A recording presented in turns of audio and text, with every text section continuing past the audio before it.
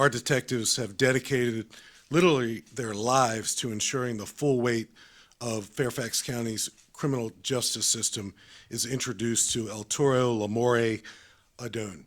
El Toro Lamore Adone is now a defendant. He's a 25-year-old man from Reston, right here in Fairfax County.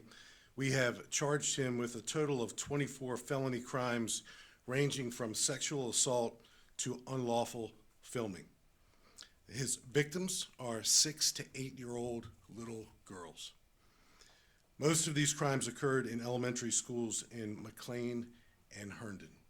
As we always do, we work hand in glove with Fairfax County Public Schools.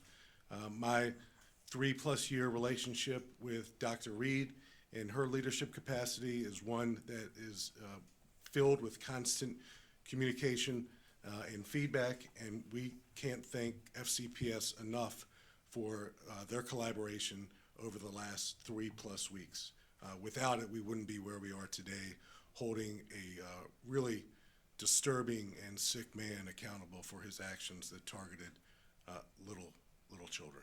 So Major Dan Spital will go over the details of the case. Dr. Reed will come up and offer some remarks, and then we'll answer any questions you may have. Thank you, Chief. Our investigation started on August 9th of this year. A young girl was in a local grocery store in Reston, and she was shopping with her mother around 9 o'clock at night. She noticed that a man was following behind her. A few minutes later, the young girl told her mom that that man that was following them had touched her inappropriately. The police were called, and the man quickly left the store. The suspect left prior to the arrival of police officers, and detectives from the Major Crimes Bureau were contacted and immediately responded. Detectives reviewed surveillance footage from the grocery store, and they determined that the man had been following this family from aisle to aisle. At one point, the suspect placed his cell phone under the young girl's shorts and took a picture. Our detectives worked around the clock and were able to positively identify the man as Arturo Elmore Adone, 25 years old, of Reston, as the suspect from the day prior. 2 felony warrants were obtained for Elmore Adone, one for aggravated sexual battery and one for unlawful filming of a minor. Detectives worked to identify where he lived, and they took him into custody, leaving his residence just 2 days later on August 12th. A search warrant was authored for the digital contents of the suspect's phone, and eventually detectives from our digital forensics unit were able to view those contents. What our detectives discovered inside Elmore Adone's phone was nothing short of disturbing and disgusting. We located over 400 images and videos of child sexual abuse material, also known as CSAM, that had been downloaded from various international websites.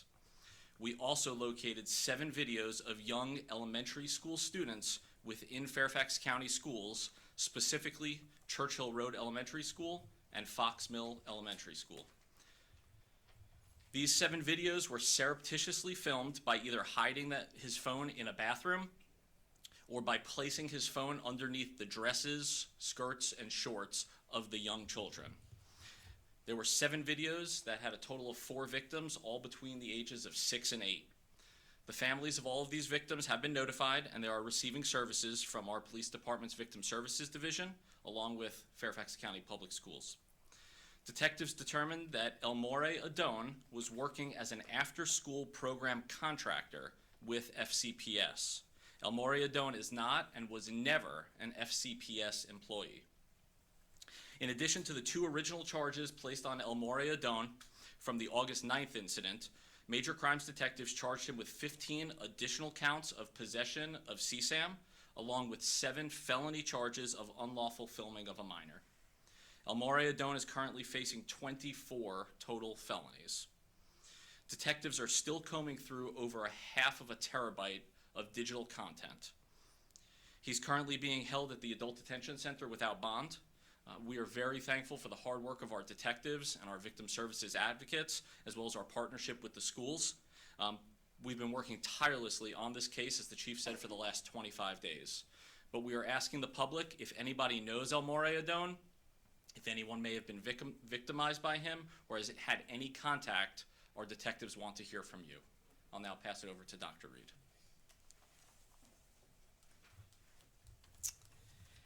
I want to begin by thanking the Fairfax County Police for their partnership and their thorough investigation. The chief and the chief's team have been nothing short of extraordinary.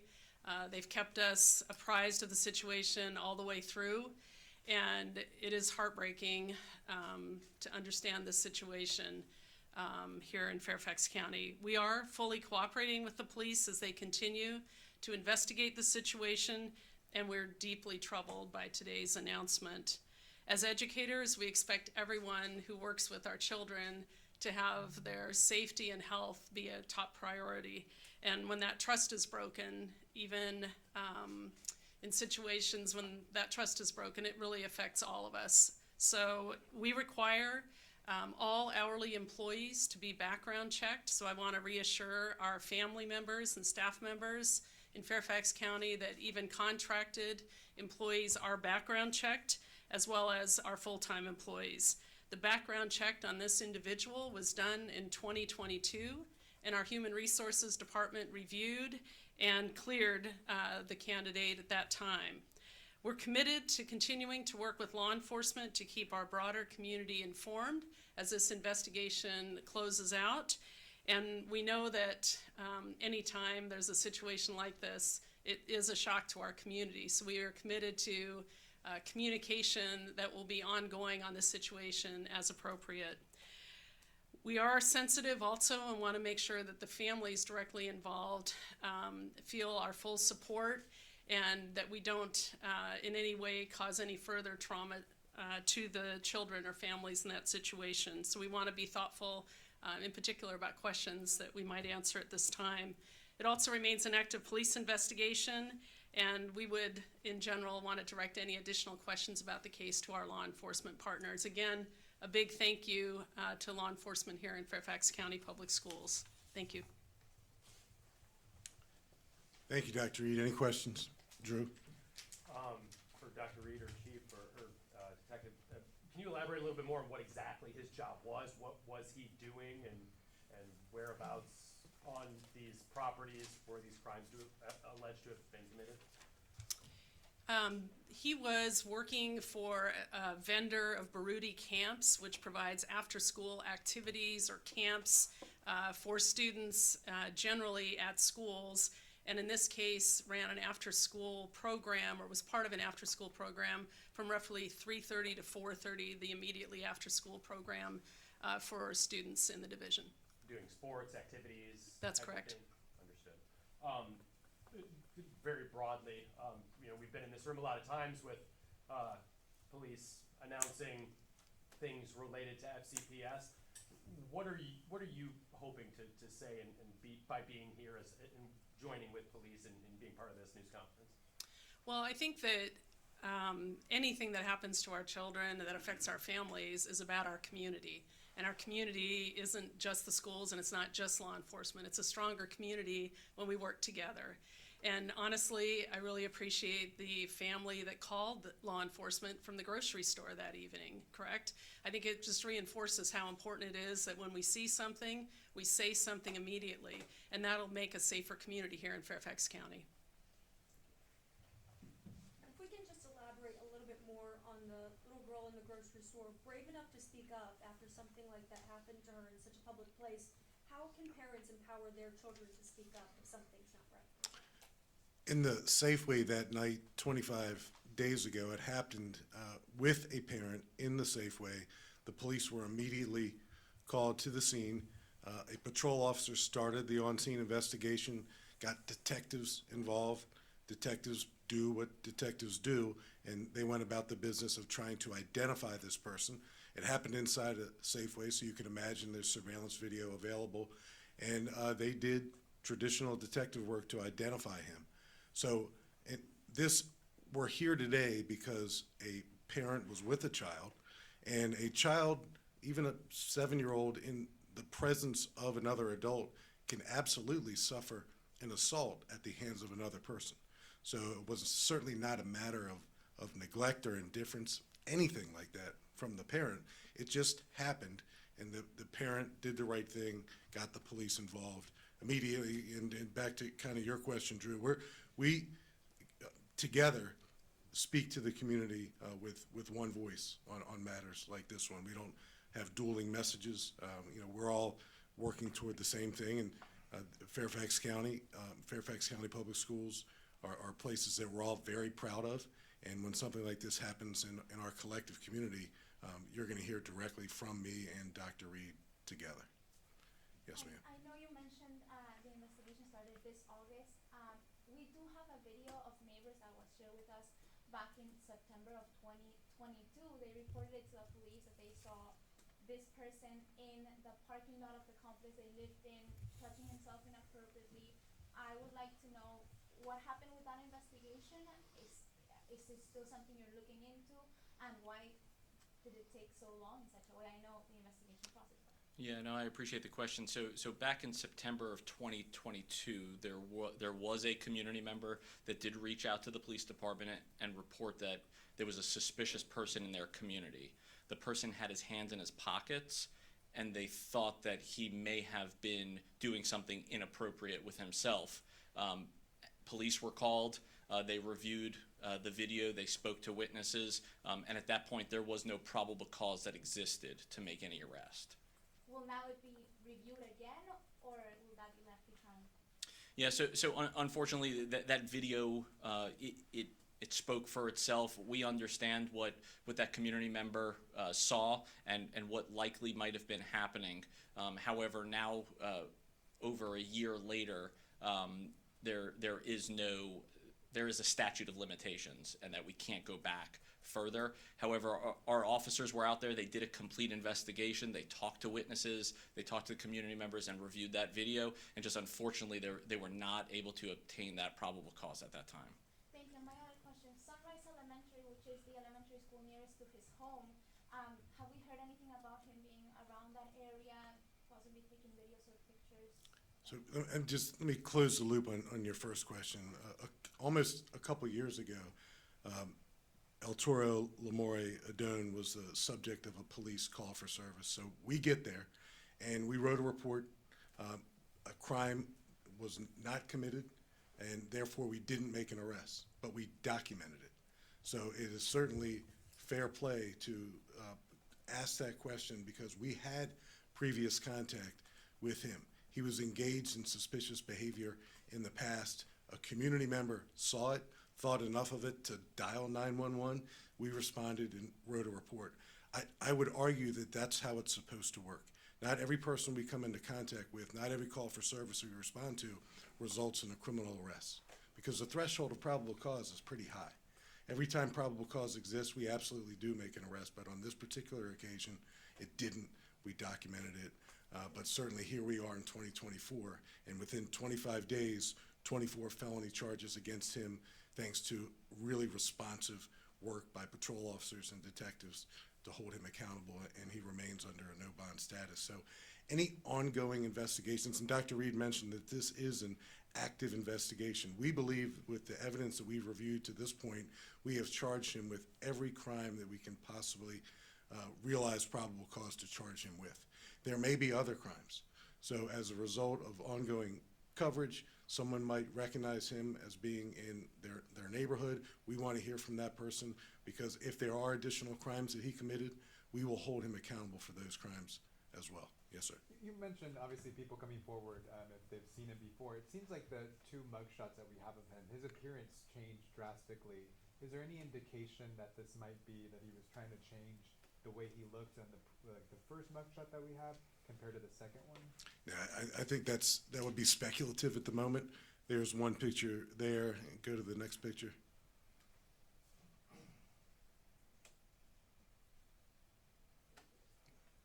Right, that's A. I don't know where B is. It simply could be hairstyle. We have no information to believe that he altered his appearance intentionally. Yes, sir. Can you just talk about these types of investigations in 2024? This day and age, you all went, is it common procedure for Fairfax County to maybe kind of get this report, file the warrant, to go through the phone and sort of continue developing the case? Is that what you all typically do in a situation like this? And then with regards, do you have any evidence that there are other victims at this time beyond what you've been talking about today. Yeah, so your second part first, we don't have any information right now that would lead us to charge him with additional crimes. The door is open. So when people see his image, when people hear this story, when they hear about the elementary schools involved, if they saw something and want to say something to us, we're certainly here to listen and to further investigate. It is no secret to any of you that digital evidence is increasingly important in criminal investigations.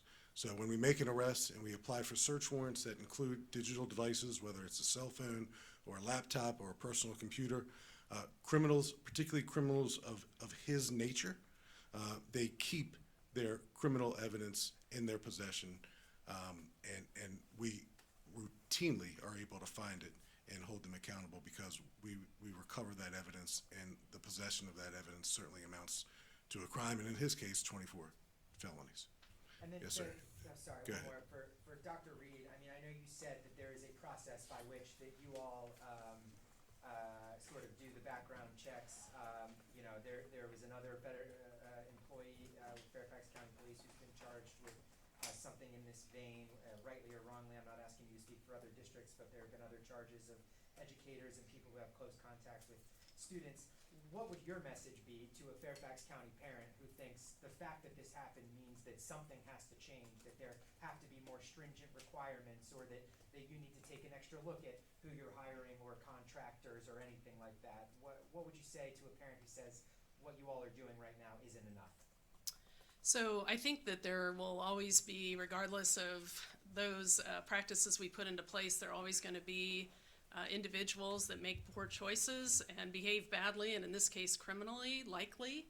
And I think that at this time we're following all the protocols to do background checking and supervision that we would either for our contractors or a full-time employee.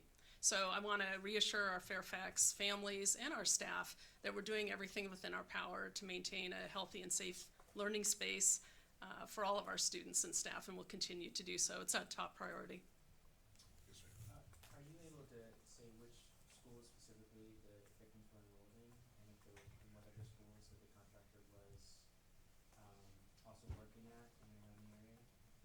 Yeah, so it was Fox Mill Elementary School and then Churchill Road Elementary School were the two schools where we had victims. Were there other schools that he was contracted at, and have those parents been communicated with? So there were other schools that he was working at. However, to our knowledge at this point, there's no evidence that any other crimes were committed in those other schools. Has Sunrise Valley Elementary come into the conversation just because it was nearest to his home, or, you know, neighbors over there were concerned about him being so close to that school? Correct. There's no information at this point that says that there was any criminal activity at that school. But once again, if anybody does know anything, have concerns, has seen him, that's really where we need them to contact detectives and to share anything that they know about him. Can you speak to the extent of evidence here? The fact that detectives are still combing through half a terabyte, that's a lot. It is. It's a lot of information, but we are confident at this point. We know the images and videos that were created by the suspect have all been gone through, and we have identified all of the victims from his phone. Now, what we do know is that there are other images and videos of downloaded material that may lend itself to additional charges in the future. Just a quick question for Dr. Reed. Is the school district still contracted and working with the vendor that this gentleman worked for? So Scott, this vendor works with a lot of schools in the area as well as the county. And we are still contracted with Baruti Sports in the sense that they do still provide services to many of our schools.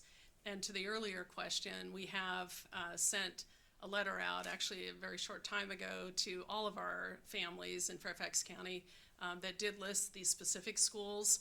As you can imagine, it would be a real concern if we talk about our elementary schools with 141 of them. So we wanted to make sure we identified the schools that this particular individual actually worked in. So that information's been sent to each of our families in the county. Do you have any information to suggest that folks who are working either with the vendor or overseeing those after-school activities suspected that something like this might have been going on? I don't believe so, Scott. He was contracted to work from the fall of 2022 through May of 2023. And I believe the recent arrest in the grocery store was the first notice that there was something amiss, seriously amiss.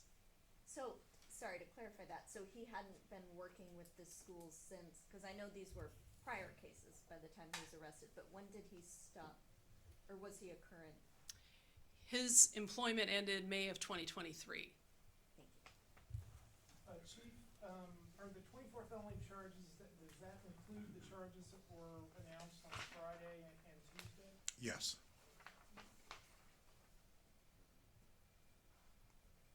Anybody else? Yes, ma'am. Chief, if I can maybe ask an off-topic question about the child abuse that's being investigated in Alexandria with the kids chained.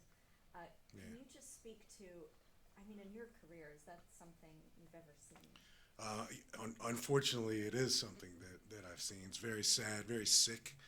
I don't know how you fix that in an adult who does that to a child, but I will say this, the two patrol officers who were knocking on that door when they were communicating or attempting to communicate with the occupants, they literally heard chains rattling in the background.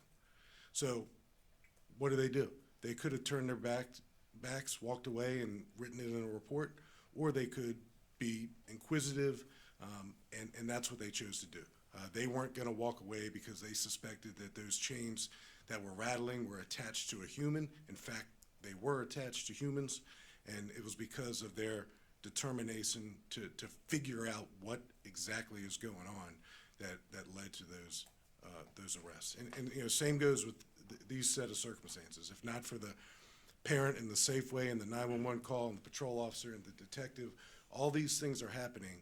And because all those things happened the way they should happen, to include law enforcement involvement, patrol, investigative, we were able to go back, examine digital evidence on unreported serious crimes and charge those crimes. And that's really what this community has come to expect from its police department and its school system, that we're going to be thorough, we're going to be, we're not going to take no for an answer when it comes to the safety of our children, and that's exactly what we did together.